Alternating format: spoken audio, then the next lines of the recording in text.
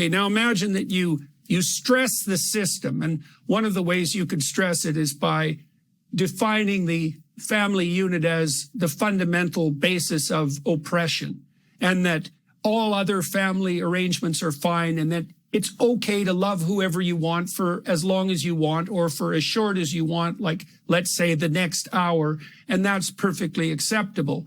And then you throw that into the culture, which is what we did in the early 1960s.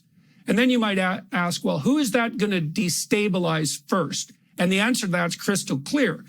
The lower you are on the socioeconomic ladder, the more catastrophic the results of a sociological intervention like that are likely to be. And so the Black community tended to be at the lower end of the pyramidal distribution. And so that radical sociological change that emerged in the 1960s affected them first. And Black families started to fall apart in the 60s, and that's been accelerating ever since, until we get the numbers that you are pointing to.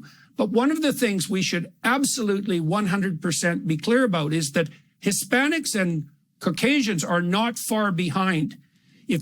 So there has been a decline in marital stability in the white and the Hispanic community since the 60s. And if you match the curves, the Hispanics and the whites are about 10 to 15 years behind the Black community.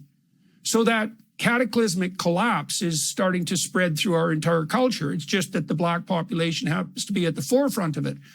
And we know perfectly well that fatherlessness, apart from the biological effects, early puberty for girls, why do girls hit puberty early if they don't have a father around? Well, how about so they become sexually attractive earlier so that a man shows up? How about that for a theory, which seems to be precisely the explanation? And so that's not exactly so good, because probably it's not that good to throw yourself into a sexual relationship when you're still psychologically a child, despite the fact that you might be physically mature.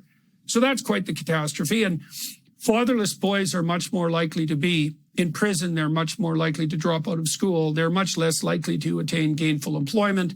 They're much less likely to be reliable marital partners. And so it's a cascading effect.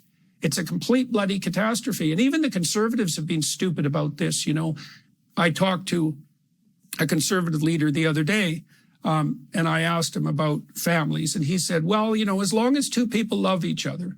And I think, no, I don't think so. Not just as long as two people love each other. Love each other, what does that mean, love? Without commitment. Does it mean love for tonight? Does it mean sexual desire? Or does it mean that you're going to commit to someone for decades, for better or for worse? Like, what does love exactly mean here? And then, you know, is there a model for love other than monogamous, child-centered, long-term committed family? It's like, well, can 3 people be a family? How about 5? How about 7 swapping sexual partners? How about a man and a man?